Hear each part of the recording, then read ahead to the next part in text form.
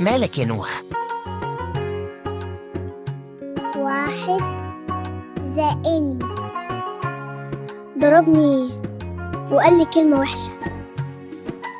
محدش له حق يضربك، ومحدش له حق يشتمك.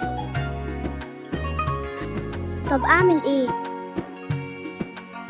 أول حاجة ما تضربش، وقف مستقيم كده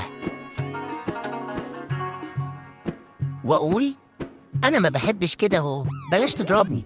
أنا ما بحبش كده. ولو ضحك عليا أعمل إيه؟